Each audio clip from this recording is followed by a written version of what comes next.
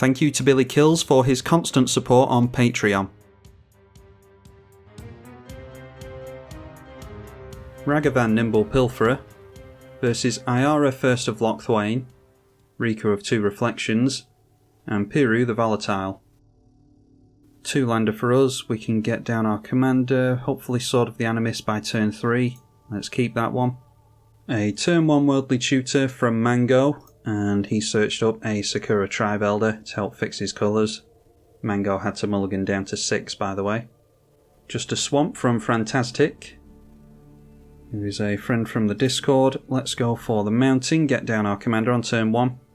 And that might be one of the worst lands that we could have seen. A Forbidden Orchard will start putting blockers in the way of our Ragavan. Luckily, it is a Voltron style deck, so we are looking to bulk up Ragavan so that we can still swing in with it.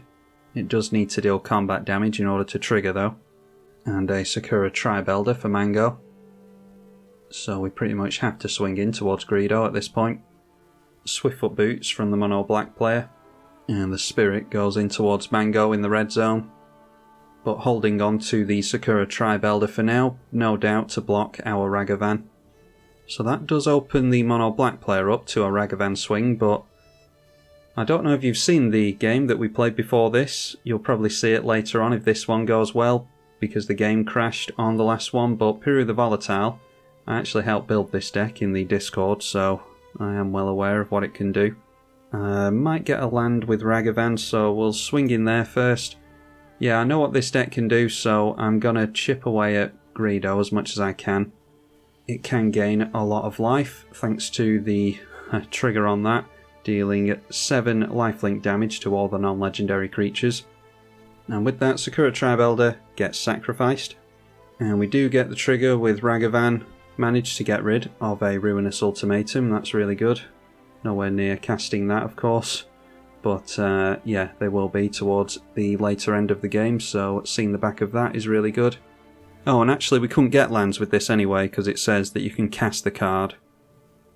Alright, well, luckily we have a land anyway, so let's go for Sword of the Animist. And just in case, I think I'll hold on to this. We need 4 mana to play and equip that anyway, and I'm going to be spending mana on Sword of the Animist next turn. So I think I'd rather save the treasure mana. We might end up wanting to go Sword of Feast and Famine before then. Star Compass from Greedo, continuing to give the spirits to the Aristocrats player. Noteworthy that Ayara only triggers on black creatures entering, but I assume that there's other aristocrat effects in this deck, so he will be grateful for the tokens. A Towering Mystic over here. Whenever it deals damage, target player mills that many cards. That's interesting. So it's not combat damage, and it doesn't have to deal the damage to a player. Yeah, never seen that one before, but if you buff that up like crazy and then get it to fight something, that could have someone mill a hell of a lot. I dare say that's part of some kind of a combo. Anyway, Spirits starting to swing in again. That comes in towards us. One goes in at Mango again. So a bit of loyalty being kindled between Fantastic and Greedo. And there is the first Aristocrats piece. Bastion of Remembrance. That will make another token. Okay, no land for us. We do get a Mask of Memory though. Let's make a land with the Sword of the Animist. And why don't we swing in towards Fantastic now to try and keep them off too many tokens. And we'll have to go in at Greedo again because we do need to deal that combat damage. Sword of the Animist triggers on attack. So we'll make a land this turn one way or another. And getting rid of another really good one, that is Star of Extinction.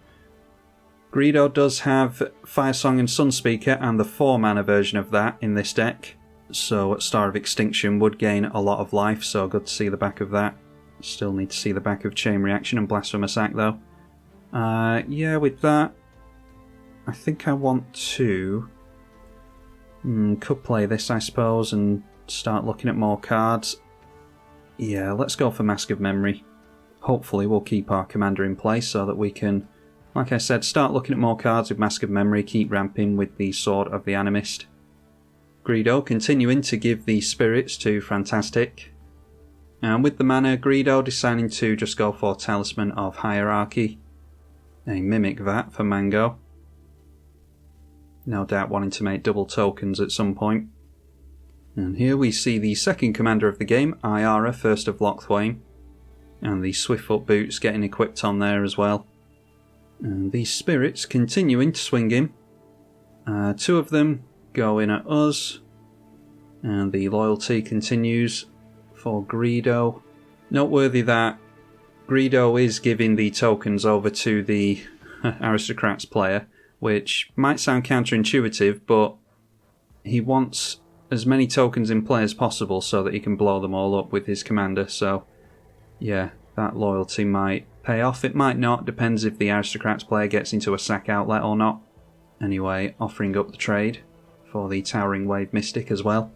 And still no land for us. We draw into Gadrak, the Crown Surge. Or Crown Scourge even. So in that case, let's equip up Mask of Memory and we'll go back in at Greedo again. It's a good job we got into this Sword of the Animist because it's our only means of making lands so far, apparently. And with that, we'll put Mask of Memory on the stack first. We'll see what our opponent has for us on top with the Ragavan. That might dictate what we go for with Mask of Memory. More good stuff being removed with an Anguished Unmaking, which we could cast, but I don't think we're going to. So we'll draw 2 and discard 1, and still no lands. The most number of cards is 5 for the Jeska's Will. I think we have to get rid of Urabrask, unfortunately, because that's the furthest away that we are to casting anything.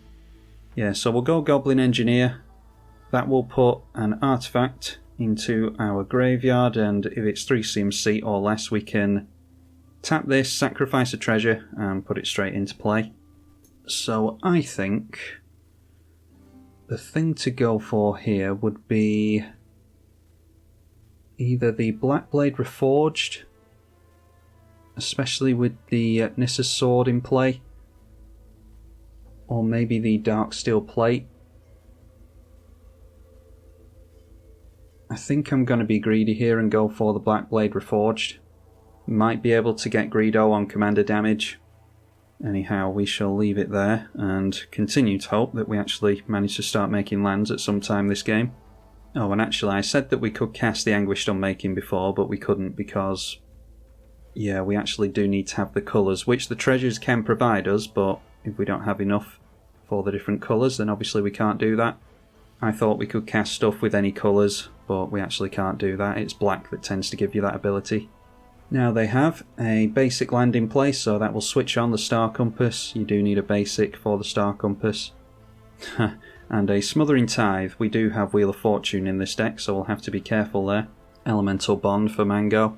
Elemental Bond for Mango, and that does trigger on tokens entering as well, which is relevant in a Riku deck. And then from the Mono Black player, they certainly do have other Aristocrat effects in the deck. That is the second one, excluding the Commander. And then the third in Blood Artist. Pretty risky to play them all out like that. One board wipe and yeah, they might struggle to get them out again. They are in Mono Black, so they might have Mass Reanimation. With that, just holding up a single piece of mana and round to our turn. Smothering Tithe will trigger, finally draw into another mountain. That would have been turn 5, and we only would have had our third land. Now, Greedo's only got 3 cards in hand, so are we likely to see removal onto our Ragavan? If we go for Blackblade Reforged onto that? Maybe. So with that, maybe we just go Sword of Feast and Famine instead. That will give us protection from black and green. Greedo doesn't look like he's holding up priority over there, so maybe doesn't have anything for the Ragavan. The black player might though, he's holding up priority, 3 cards in hand over there as well. In fact, all of our opponents have 3 in hand. So Ragavan, now a 5/4 with pro black and green. And we'll get to do some looting here. Going to continue piling commander damage onto Bootleg Greedo. Triggering the Animist again. And we are actually going to have Valakut online here, thanks to the number of mountains that we'll have in play. So with Blackblade Reforged, we'll actually be able to get Greedo, potentially next turn. Ragavan triggering, the Mask of Memory triggering, as does Sword of Feast and Famine. That will force Greedo to go down to 2 cards in hand. And he decides to discard a swamp. We will draw 2 and discard 1. Okay, there's Balefire Dragon. Not sure if we're going to make that much use out of Balefire Dragon, although against the Aristocrats player we could force their hand, I suppose. But we've already got Chain Reaction in hand, as well as Protection from Red. Yeah, I think I'll just have to get rid of Balefire here. Could have got rid of an equipment there to grab it back with Goblin Engineer at some point, but we've already got something in there and I don't have any untapped shenanigans. Making some Smothering Tithe tokens with our looting. And we make a treasure token, just exile a land this time. Like I said before, we can't actually play lands off the top. So then it's round to the main phase. We've got some more mana now, thanks to the nice Feast and Famine and Sword of the Animist combination. So protection from white from the Commander's Plate would be nice. I think I might go for that. 3 to equip onto a Commander. And then I think we're just holding up mana for... we could go for Gadrak because it replaces the treasure that we would sacrifice to get that into play. Yeah, I think I'll go for that. It will be able to swing in next turn, thanks to all the artifacts that we've got in play. I think it just cares about artifacts as opposed to treasures. Yeah, 4 or more artifacts. Vampiric Tutor from Greedo at the end of the turn, down to 1 card in hand after that. We're holding up the Goblin Engineer for whenever we want to get the Black Blade Reforged out during the next turn cycle as well. Oh, and I'm completely misunderstanding what Gadrak does here. At the end of your end step, create a treasure token for each non-token creature that died this turn. I thought you just got treasure tokens out of it, okay. So, we are in fact not holding up Goblin Engineer. We've got a 5/4 flying blocker at the very least. Orchard continuing to tap, and this time giving Mango the spirit. Our Ragavan has protection from white, blue, black and green. And that does include the black and white on the Piru. Solemn Simulacrum for Greedo, so we'll have to find another means of getting through other than protection. Don't suppose there's anything to stop us going pro-red and Chain Reaction next turn. Oh, and a Sangromancer, that's really good. That is a great means of gaining a lot of life. Unfortunately, our opponent is down to 0 cards in hand. And this is one I've been looking forward to playing myself. Augmenter Pugilist and Echoing Equation. And they have played it as the creature, so it's a 3/3 with trample, gets +5/+5 if you have 8 or more lands. Shouldn't be too difficult for a teamer deck. And they did draw a card from that entering as well, thanks to the Elemental Bond. Fantastic is paying for the Smothering Tithe, so doesn't have too much of anything to do this turn, apparently. Goes for the Charcoal Diamond, I think that is. Yeah, Charcoal Diamond comes in tapped, produces black mana. And again, holding up just the 1 mana with 3 cards in hand. So each of our opponents has a colourless creature in play. Like I said, Forbidden Orchard is probably one of the worst cards, or one of the worst lands that we could have seen against us. So getting into Trample or some semblance of unblockable would be really good. Okay, Lightning Greaves isn't the worst either. So let's throw down the Mountain for the turn. Yeah, not having Trample really hurts here. We can play and equip the Sword of Fire and Ice for 5 mana. We'll have 2 left without touching the treasure. So equip the Sword of Feast and Famine to Gadrak, which... make sure I'm understanding that right, because I didn't read the other thing. Can't attack unless you control 4 or more artifacts, so we can still untap with that. There's no flyers over here, so I'll go in this way.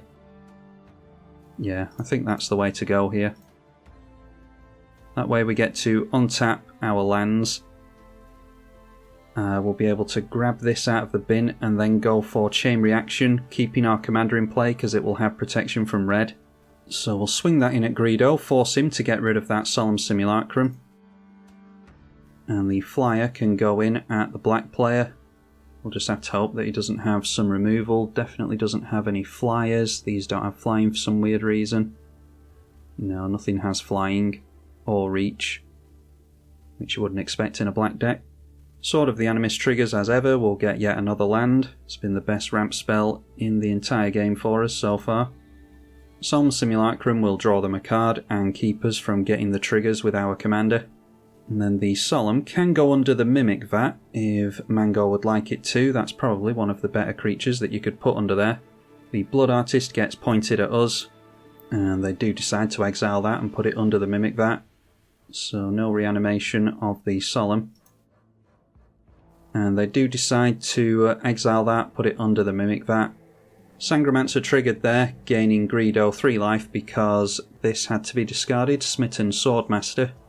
And that was discarded thanks to Sword of Feast and Famine, by the way. So we untap all of our stuff. I think we'll go for Goblin Engineer now, get this out of the graveyard before we lose it. Sacrifice the treasure in order to do that. And then this is going to deal 14 damage, so yeah, might actually put this onto the Gadrak. It will actually trigger this turn if the chain reaction lands. Yeah, might as well save more creatures than we would have done otherwise. Plus that is an evasive creature. So chain reaction is 14 damage to everything. And that is a lot of Aristocrat stuff. It's also a lot of Sangromancer triggers, but I don't think we were ever going to dodge that. So I will play through all of this stack and let you know what happened afterwards. I think Bastion of Remembrance, that is each opponent loses 1 life. Blood Artist is target player, so I dare say that goes at us. And Zulaport Cutthroat is each opponent loses 1 life as well. So I'm not actually sure what our life total is going to end up being here. Mimic Vat could put something different underneath it. And Sangromancer is 3 life gained per trigger that is on the stack here. Oh, and I thought we would have kept the Gadrak there, but apparently not. Anyhow, managed to lose that. So we've just got our commander in play, which has protection from all colours. So we all go down a decent chunk in our life totals. We go down to 6. Greedo is at 11, but he's about to go up a lot thanks to Sangromancer. Mango's at 20, and Fantastic is at 64 now. But hopefully that will really slow Fantastic down. Just hoping that we can get into some life gain in our Shadow Spear. Piru the Volatile coming into play. And again giving someone a token. This time it's Mango's. And Tall Ralph got a Fury. So if they've got a means of putting Death Touch onto their Piru, then it will only deal 1 damage to everything when it dies. And the rest of the damage will go through. Thanks to Tall Ralph, it will go through to the players. Urban Evolution for Mango will draw him 3 cards and he can play an additional land. That makes a bunch of treasure tokens as well for the 1 card in Greedo's hand. Solemn Simulacrum is still under the Mimic Vat, by the way. Don't know if I covered that before. Turgrid's Lantern being cast by the mono black player. That is, target player loses 3 life. They sacrifice an unland permanent or discard a card. Let's just get rid of the Steward there. And then Scheming Symmetry. And he's doing that to Greedo because he assumes that Greedo is going to go down during our turn, which he is. Certainly not going to let him play whatever he tutors for. Oh, actually, he's targeted Greedo and Mango. That's curious. So maybe he's allowing Mango to get rid of our artifacts. Maybe that's the play there. Could have tutored a card himself, though, because Greedo's just going to go down. Alright, there's Blasphemous Act. Not really what we want to see. So that's discard fodder for us at least. Might as well equip up Sword of Feast and Famine. We'll have to be careful with the Lightning Greaves because we've only got 1 creature in play, and we'll have to be careful with Shroud. Equip up the Black Blade Reforged as well, because it is effectively free if we land with the Sword of Feast and Famine, which I'm assuming we're going to with protection from all colours. So attack Greedo, get rid of him with commander damage, he can't block. Sword of the Animus yet again. We do hit Greedo, taking him out. 2 damage from the fire and ice can go onto the spirit, so hopefully we'll still be able to get damage through to people. Assuming that we don't lose between now and then. Yes, we will loot with the Mask of Memory. There is a Tali. We've got Champion of the Flame as well. So I think we get rid of Blasphemous Act. I'm going to carry on digging with Jeska's Will. Ragavan will still give us a treasure, I think, but we won't be able to exile the top card of a library of someone who isn't here. Yeah, so we still get the treasure. And let's go Jeska's Will, targeting Mango. And what have we got here? Well, there's a mountain, we can play that. Haven't played a land this turn. We've got the new Sword of Hearth and Home, which will be pro white and green. Whenever the equipped creature deals damage to a player, exile up to one creature you own, search for a basic land, and then put both of them into play. This is more another Sword of the Animist more than anything. We don't have any flicker stuff really. And we've got Nettle Seist as well, which is another creature. I'm worried about edict effects from the black player, so maybe getting that into play would be a good idea. And then with that, I think Hero's Blade and Etali coming into play, getting equipped with the Hero's Blade would be a good idea. I don't think we particularly need the Sword of Hearth and Home. Yeah, we'll get Etali into play. Just to make use of the mana, we could go for it next turn and go Lightning Greaves to give it haste, but yeah, I think it's okay to do it like this. Still very much digging for some semblance of life gain though. There's another argument to be made for us going for the Sword of Hearth and Home there, just because we're only at 20... Yeah, we're at 20 commander damage there on someone. Although when we swing in, assuming we keep all these permanents, and that is one of the worst cards we could have seen. Yeah, assuming we keep all these permanents, we'll get another land into play, which will buff us by 1 with the Black Blade, so yeah, we will have 21 commander damage on someone. Assuming that we can get it through, which, yeah, the Stuffy Doll is named on us, so maybe the black player can deal damage to Stuffy Doll. There's some very niche black cards that can do that. Tendrils of Corruption can do it. No one ever runs that card though. Ayara comes into play now. We are only at 5 life, so we do need to be worried about that, but I think we might be able to get the black player next turn. And then we just need to try and tread water for as long as we can against Mango. Oh yeah, of course, and that has haste, so swinging in the commander against the Stuffy Doll will knock us down to 3. Clever play by the mono black player. So they do block, the 2 damage is dealt to us, and we're desperate for either lifelink or a means of evasion. We have Rogue's Passage in the deck. They activated the Turgrid's Lantern there as well, but we sacrificed a treasure in order to dodge the 3 life there. Yeah, so we've got the equipment that keeps us from being blocked by anything other than walls. Goldspan Dragon is a flyer with haste, which might be useful. What else have we got? The Trailblazer's Boots. Shadow Spear would give us trample. Yeah, we just have to take the black player out here, I think. So let's just go Goldspan Dragon. This will double up our treasure tokens, and it's a 4/4 flyer with haste. Might as well throw down the Champion of the Flame as well. That is a means of trample, but we'll have to one-shot Mango if we're going to make use of it, because this will go on the stack and deal the damage straight back at us. Could be useful though. I don't think we need to swing in with it this turn. Let's go Lightning Greaves. And we'll just drop the Greaves on Etali. I don't think it really matters. Then we are swinging in. Very carefully, that goes at the black player.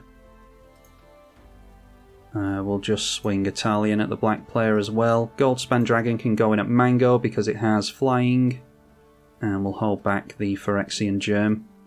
Goldspan Dragon triggers there. We'll get the last land that we need in order to have Ragavan at 21. Etali gets us a Kodama's Reach from the green player, I assume just a land there. We exile our own Nykthos, unfortunately. Let's cast the Kodama's Reach. We'll be able to play the mountain that we got this turn, because we haven't made a land out of our hand. And then Goldspan Dragon creates a treasure token which taps for 2 mana. We draw a card from the sword, 2 damage on Mango from the sword as well, certainly not putting it on the Stuffy Doll. We untap all of our lands, Mask of Memory triggers, we've got a land to discard. So we will draw 2 and discard. Get rid of the Ruby Medallion there because I think the lands might be relevant with commander damage. Then we get another treasure with Ragavan. And now, are we going to get into life gain or not? Let's drop that, go for the Academy Manufacturer, and that will be some life gain for us if we can continue to make treasures. We'll get a food token, and we can gain 3 life from food tokens. So I think Lightning Greaves, protecting that would be a good idea. Now then, they can deal 1 damage to themselves with Stuffy Doll. So we're in a precarious position here. They could have some red damage-based board wipe, and that would probably get rid of us. Stuffy Doll can deal 1 damage to itself, but that wouldn't do it. An Ant Queen can put tokens in the way, so hopefully they're just trying to buy themselves time with that. They do draw themselves a card with the Elemental Bond from that entering, 4 cards in hand. We probably just get them with a flyer next turn though, if they can't get anything with reach or flying into play. And then activating the Mimic Vat, there's nothing underneath that anymore because the Solemn went with Greedo. So yeah, I thought Mango might just about have us there, but unfortunately not. I think we just suit up the Goldspan Dragon. Draw into Arcane Signet. We'll put the Black Blade Reforged onto the Goldspan Dragon. Use the treasures to do that, because they each tap for 2. Does cost 7 to do this because the Goldspan Dragon is not legendary. And that makes the Goldspan Dragon a 17/17, so all we have to do is swing in there. I don't think this has reach, does it? And that hasn't gained reach through some weird means. So let's put Lightning Greaves on there just to be sure. Stuffy Doll dealing a damage to itself will knock us down to 2. And now we can actually just turn everything in sideways just for the fun of it, because the Stuffy Doll isn't in the way anymore. Goldspan Dragon triggers, Etali triggers. That is a Vandal Blast off the top of our library. I'm not going to bother casting it. And there we go, with the Goldspan Dragon swinging in. We get a Clue token, a Food token, and a Treasure token, thanks to the Academy Manufacturer. Ant Queen will eat the 1/1 with Trample. And there we go, managed to take our opponent down to -38, so that was looking pretty sketchy there. I'm not sure how close we were to any semblance of life gain. Yeah, maybe putting another couple of pieces of life gain in the deck would be a good idea. We do have the Trailblazer's Boots, which we were a couple of turns away from getting into, unfortunately.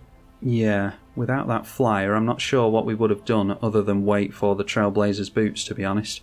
Oh, of course, we have the Champion of the Flame in play, didn't we? So, yeah, without the Flying Dragon or the Trailblazer's Boots, that's what we would have done. Equip this up and buffed it like crazy. It does have Trample. It could have trampled straight through the Stuffy Doll and we would have killed our opponent before they could resolve their Stuffy Doll trigger.